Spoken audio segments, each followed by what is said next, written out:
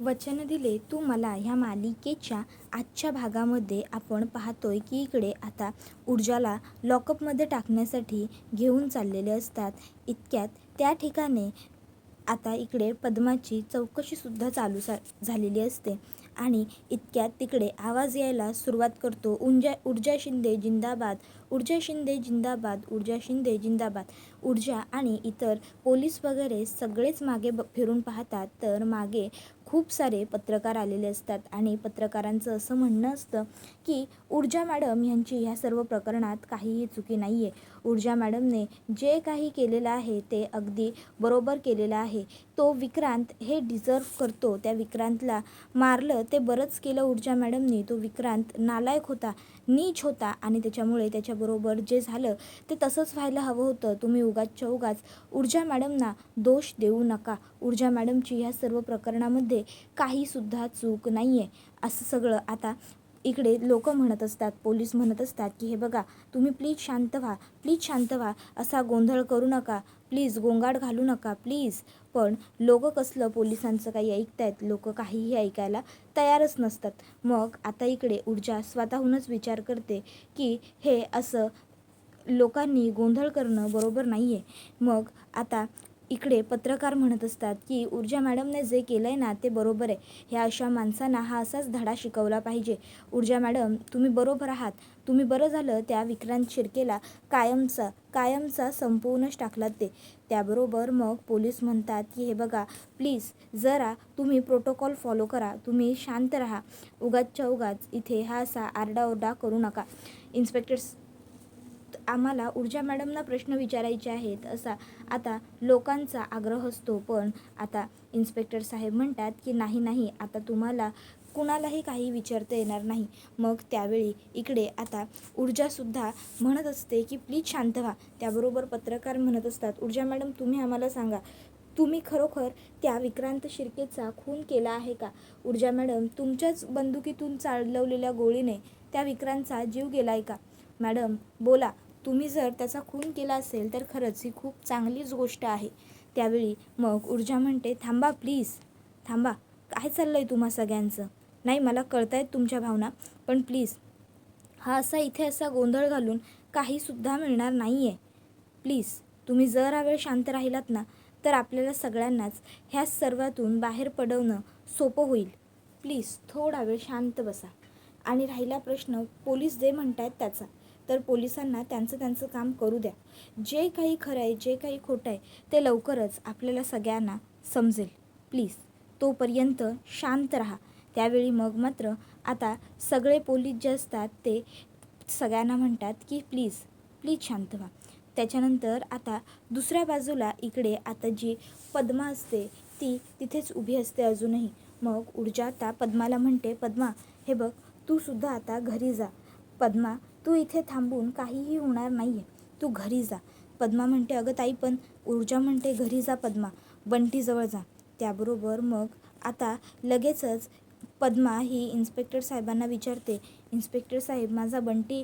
त्याबरोबर मग इन्स्पेक्टर साहेब म्हणतात तुमचा बंटी हा एकदम व्यवस्थित आणि सुखरूप आहे तुमच्या घरी, तुम्ही घरी जाऊ शकता. आम्हाला आत्ताच आमच्या सोर्सकडून माहिती मिळालेली आहे की कुणीतरी जाणून बुजून हे सगळं काही केलं होतं. मुद्दाम तुम्हाला त्रास देण्यासाठी कुणीतरी ह्या ठराविक गोष्टी केल्या होत्या. पण तुमचा बंटी हा एकदम व्यवस्थित आहे, तुम्ही जा घरी. त्यावेळी ऊर्जाला असं कसं सोडून जायचं हा प्रश्न तिला पडलेला असतो. ती म्हणते ऊर्जाताई अगं पण. त्यावर ऊर्जा म्हणते पद्मा हे बघ प्लीज तू माझा विचार नको करूस. ह्यावेळी तू बंटीकडे जा तू पद्मा, मी राहीन इथे व्यवस्थित, तू जा. त्याबरोबर ती ठीक आहे म्हणते आणि मग ती तिकडनं निघून जाते. त्याबरोबर मग आता इकडे पोलीस हे नाही खाली बसतच असतात आणि चौकशी सुरू करतात. तोपर्यंत त्या ठिकाणी शौर्य पोहोचतो. शौर्य लगेचच म्हणतो इन्स्पेक्टर मी शौर्य जहागीरदार, ऊर्जा जहागीरदारचा नवरा. माझी बायको ऊर्जा तुरुंगात आहे. माझी बायको कुठे आहे? मला माझ्या बायकोबरोबर बोलायचं आहे. माझ्या बायकोबरोबर मला 2 मिनटं बोलायला मिळायला पाहिजे. आणि मग लगेचच शौर्य हा ऊर्जाच्या दिशेने धावतच जात असतो. त्यावेळी हवालदार साहेब त्याला पकडतात आणि मग आता इन्स्पेक्टर साहेब म्हणतात की साहेब अहो तुम्ही काय करताय, थांबा प्लीज. त्यावर शौर्य शौर्य म्हणतो, अहो असं तुम्ही काय करताय? मला फक्त माझ्या बायकोबरोबर बोलायचं आहे, मला माझ्या बायकोबरोबर बोलू द्या. त्याबरोबर लगेचच आता इन्स्पेक्टर म्हणतात, साहेब असं काय करताय? तुम्ही स्वतः पेशाने एक वकील आहात आणि तुम्ही स्वतः एक वकील असतानासुद्धा तुम्ही हे असं कसं काय वागू शकता? प्लीज नका ना असं वागू सर, प्लीज प्लीज. त्याबरोबर मग शौर्य म्हणत असतो की हे बघा मला कळतं आहे, पण प्लीज मला थोडंसं भेटू द्या माझ्या बायकोला. त्यावर पोलीस म्हणतात, सर तुम्हाला प्रोटोकॉल फॉलो करावे लागतील, तुम्ही हे असं नाही वागू शकत, प्लीज सर. त्याबरोबर मग शौर्य म्हणतो की अहो पण मला 2 मिनटं फक्त. त्यावर ते म्हणतात की सर आधी पहिले आपल्याला सगळी प्रोसिजर कंप्लीट करावी लागेल. शौर्य म्हणतो, अहो मी नाही म्हणतच नाही आहे, प्रोसिजर करूया ना, पण फक्त मला 2 मिनटं माझ्या बायकोबरोबर बोलू द्या. इतक्यात तिकडे हर्षवर्धन जहागीरदारसुद्धा आलेला असतो आणि आता हर्षवर्धन हा शौर्यला म्हणतो, शौर्य थांब. आणि मग आता लगेचच तो म्हणू लागतो की इन्स्पेक्टर तुम्ही तुमच्या प्रोटोकॉलप्रमाणे काम करा, ठीक आहे. आणि मग आता हर्षवर्धन शौर्यला म्हणतो, शौर्य हे बघ त्यांना त्यांची कामं करू देत, हे असं आपण पोलिसांना नाही अडवू शकत, तुला कळत नाही आहे का? थांब थोडा वेळ, तुम्ही तुमची प्रोसिजर कंप्लीट करा. त्यावेळी मग शौर्य म्हणतो, डॅड मला फक्त 5 मिनटं ऊर्जाबरोबर बोलायचं आहे. जर मी फक्त 5 मिनटं तिच्याबरोबर बोललो ना तर मला ताबडतोब कळेल की नेमकं काय घडलं आहे आणि काय नाही ते. डॅड मला कळणं खूप गरजेचं आहे हो की नेमकं ऊर्जाबरोबर काय घडलं आहे ते. जर मला कळलं नाही तर मी काय करू शकणार आहे तिची मदत. त्याबरोबर शौर्य हा हर्षवर्धनला रिक्वेस्ट करतो की डॅड प्लीज प्लीज तुम्ही पोलिसांकडून मला थोडी ऊर्जाबरोबर बोलण्याची मुदत मिळवून द्या. त्यावर हर्षवर्धन म्हणतो, तू थोडा वेळ थांब. आणि मग तो स्वतः पोलिसांबरोबर जातो आणि पोलिसांकडे चौकशी करतो की नेमकं काय घडलं, कसं घडलं. त्यावेळी पोलीस हे हर्षवर्धनला सांगू लागतात की कशा पद्धतीने तिकडे तो जो विक्रांत शिर्के आहे तो धारातीर्थी पडला होता आणि कसे मग तिकडे पोलीस पोहोचले आणि कसं पोलिसांनी त्या विक्रांतला वाचवलं, कसं पोलिसांनी त्या विक्रांतची मदत केली वगैरे वगैरे सगळं आता पोलीस जे असतात ते हर्षवर्धनला सांगत असतात. आता पोलीस हे सगळं हर्षवर्धनला सांगतात.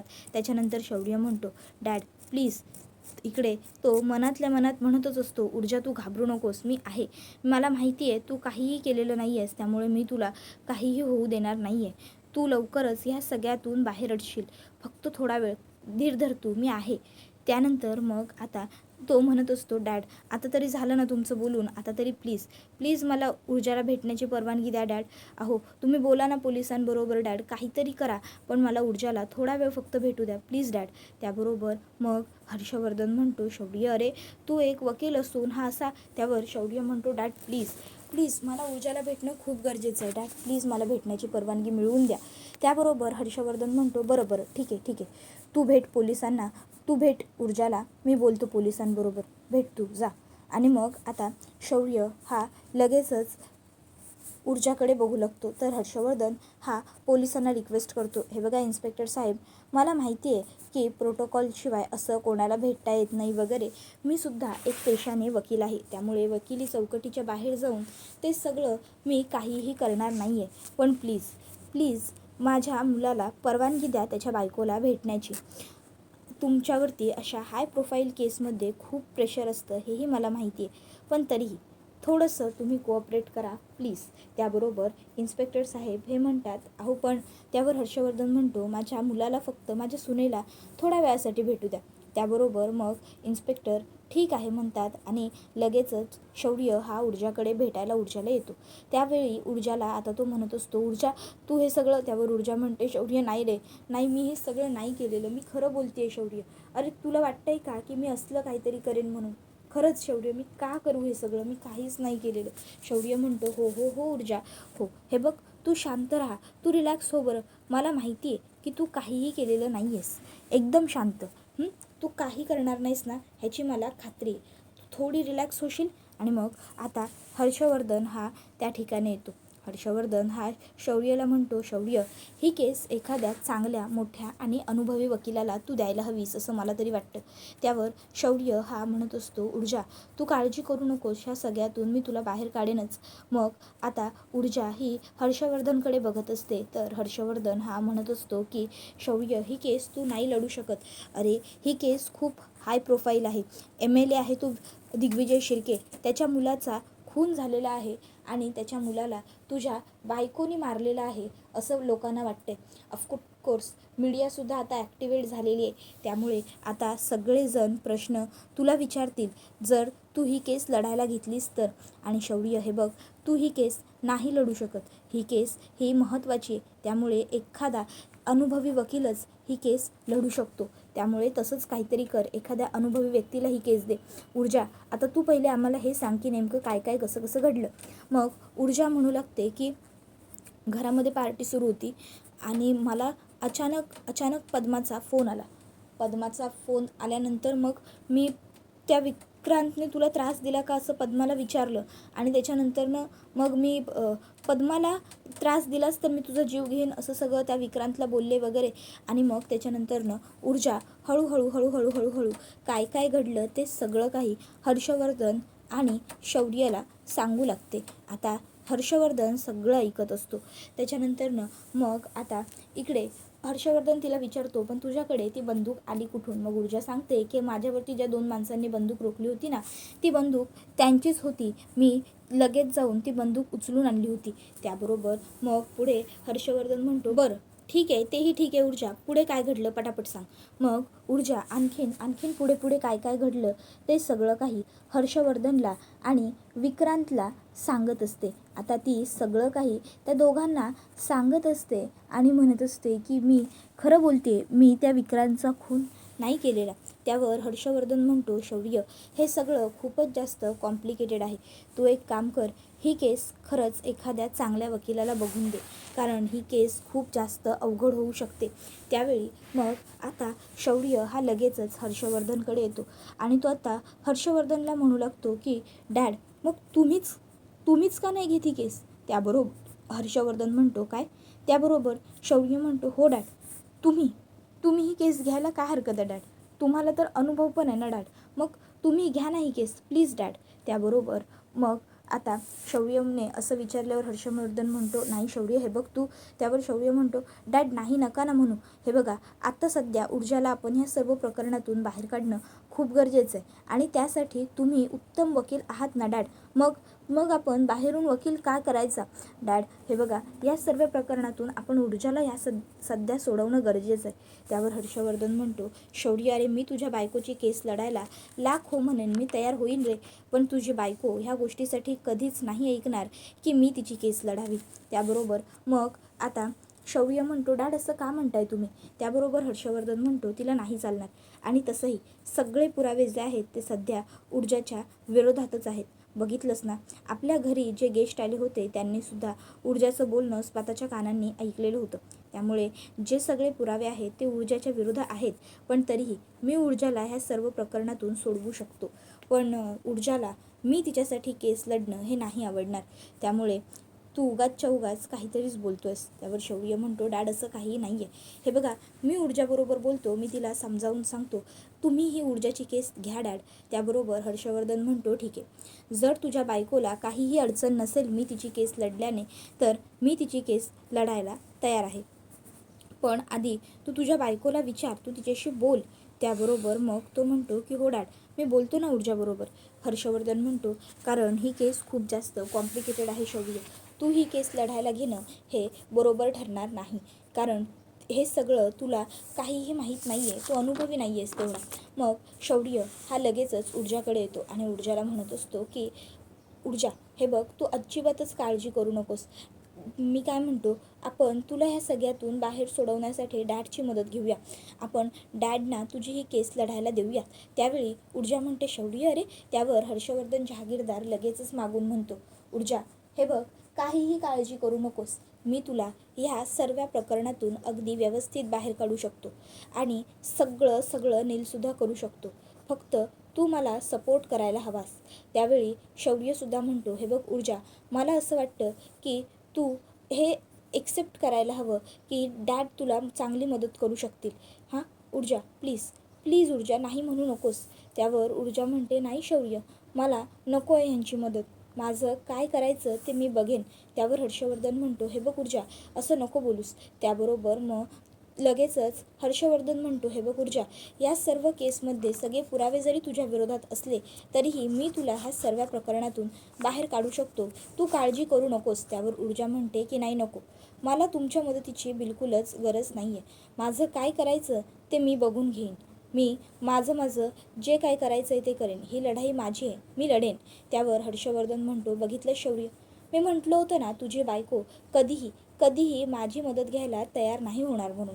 असो, आता तुझ्याकडे काय पर्याय आहे तर इतकाच की तू एखादा चांगला हाय प्रोफाईल वकील बघ आणि त्याला ही केस सुपूर्द कर. तर दुसऱ्या बाजूला इकडे ऊर्जाला लवकर सुटका मिळावी, ऊर्जाची लवकर बेल व्हावी, ह्यासाठी आजी आणि आदित्यदादा तीर्था तिघं प्रार्थना करत असतात. आजी म्हणत असते की देवा, अरे काय हे सगळं, काय माझ्या ह्या ऊर्जाच्या पाठी तू लावलेलं आहेस आणि कशासाठी, का म्हणून तिला हा एवढा त्रास होतोय. उगाचच्या उगाच माझी ऊर्जा ह्या सगळ्यात अडकली, तिने काहीही केलेलं नाही आहे याची मला खात्री आहे. तीर्थासुद्धा प्रार्थना करत असते की देवा, ऊर्जा वहिनीबरोबर हे सगळं तू का घडवतोयस. ती ऊर्जा वहिनी जी कायम दुसऱ्यांच्या भल्याचा विचार करते, ती असं स्वतः नाही वागू शकत रे. मग तरीही तू का तिला त्रास होईल असं वागतोयस. देवा प्लीज माझ्या ऊर्जा वहिनीला मदत कर. देवा लवकरात लवकर तिला ह्या सगळ्या प्रकरणातून बाहेर काढ देवा प्लीज. आणि मग आता लगेचच ती सुद्धा प्रार्थना करते. तर दुसऱ्या बाजूला इकडे हर्षवर्धन जहागीरदार हा पोलिसांना म्हणत असतो, हे बघा, तुमच्या लॉकअपमध्ये हर्षवर्धन जहागीरदारची सून ऊर्जा जहागीरदार आहे. ऊर्जाला, माझ्या सुनेला काहीसुद्धा त्रास इथे होता कामा नये. तिची व्यवस्थित काळजी घेतलीच गेली पाहिजे. तिला काय हवं काय नको हे सगळं बघितलं गेलं पाहिजे. तिला सगळ्या गोष्टी वेळच्या वेळी मिळाल्या पाहिजे. तिला घरचा जेवणासाठी डबा येईल तोच तिला दिला गेला पाहिजे. तुमचे जे काही टॉयलेट बाथरूम असतील ते सगळे व्यवस्थित क्लीन करून घ्या. हर्षवर्धन जहागीरदारची सून इथे राहणार आहे, तिला काहीही त्रास होता कामा नये. आणि हो, सगळ्यात महत्त्वाची गोष्ट, तुमच्या ह्या लॉकअपमध्ये खूप सारे डास वगैरे असतील तर पहिले तर तुम्ही पंख्याची व्यवस्था करा. ही सगळी जबाबदारी तुझी आहे असं ते त्याच्या असिस्टंटला सांगतात. तसा तो म्हणतो की हो, तुम्ही सर काही काळजीच करू नका, मी सर्व गोष्टी व्यवस्थित जातीने लक्ष देऊन हँडल करतो. त्याच्यानंतर मग आता हर्षवर्धन म्हणतो, चल शौर्य. तसा शौर्य म्हणतो, डॅड हो पण ऊर्जा. त्यावर हर्षवर्धन म्हणतो, हे बघ शौर्य, तुझ्या इथे थांबल्याने काहीसुद्धा फरक पडणार नाही आहे. आणि राहिला प्रश्न ऊर्जाच्या सगळ्या व्यवस्थेचा, तर ऊर्जाची सगळी सोय मी करून ठेवलेली आहे. त्यामुळे तू इथे थांबण्याची गरज आहे असं मला तरी वाटत नाही. तू निघायला हरकत नाहीस. त्याबरोबर मग हर्षवर्धनचा असिस्टंटसुद्धा म्हणतो की हो, मी थांबतो इथे आणि मी सगळी व्यवस्था व्यवस्थित करतो. त्यावर हर्षवर्धन म्हणतो की मी पुढे होतो, तू ये लवकर. त्यावर शौर्य होकार देतो.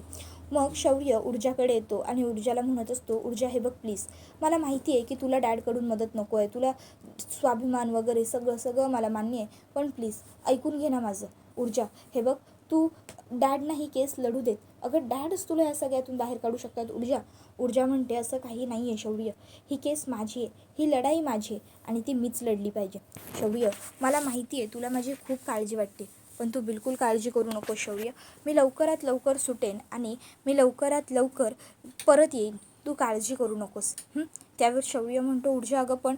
ऊर्जा म्हणते, शौर्य प्लीज ऐकून घे माझं. तुला सर्व गोष्टी सोप्या जरी वाटत असल्या तरी ह्या सगळ्या गोष्टी तितक्याशा सोप्या नाही आहेत. आणि राहिला प्रश्न हर्षवर्धन जहागीरदारांचा, तर ते माझी केस कधीच लढणार नाही, ते मला बाहेर कधीच काढणार नाही. शौर्य, विश्वास ठेव माझ्यावर, काळजी करू नकोस, सगळं व्यवस्थित होईल आणि लवकरात लवकर मी इथून सुटून बाहेर येईन. शौर्य म्हणतो, ऊर्जा एकदा विचार केला असता तर. ऊर्जा म्हणते, नाही, माझी केस मीच लढेन. त्यानंतर मग इकडे हर्षवर्धन जहागीरदार हा मनात म्हणत असतो की ऊर्जा, मला माहिती होतं तू हाच निर्णय घेणार, कारण तू खूप स्वाभिमानी आहेस, पण ह्या सगळ्यात तुला हर्षवर्धन जहागीरदारने अडकवले, त्यामुळे त्याच्या व्यतिरिक्त तुला कोणीही सोडवू शकत नाही. त्यानंतर तो ऊर्जाला विचारतो, ऊर्जा, तू उद्या कोर्टामध्ये तुझे स्टेटमेंट काय देणार आहेस ते मला सांग. त्यानंतर ऊर्जाला भेटायला आई आलेली असते. आई ही ऊर्जाला सांगते की तो हर्षवर्धन जहागीरदार तुझ्यासाठी कधीही चांगली केस लढणार नाही आणि सगळ्यात महत्त्वाची गोष्ट ऊर्जा, तुझ्यासाठी तूच चांगलं लढू शकतेस, तुझ्या व्यतिरिक्त ही केस कोणीही उत्तम लढणार नाही. आणि त्यानंतर मग ऊर्जाला एक असा धागा सापडलेला असतो. ती म्हणते की ह्या केसमधला हा धागा खूप महत्त्वाचा आहे. त्याबरोबर हा व्हिडिओ इथेच संपतो. व्हिडिओ आवडला असेल तर व्हिडिओला लाईक करा, चॅनलवर नवीन असाल तर चॅनलला सबस्क्राईब करा आणि बेल आयकॉन आठवणीने प्रेस करा, जेणेकरून तुम्हाला पुढच्या प्रत्येक व्हिडिओचं नोटिफिकेशन मिळत जाईल. चला तर मग आजच्या पुरतं इथेच थांबूया. धन्यवाद. Take care all of you.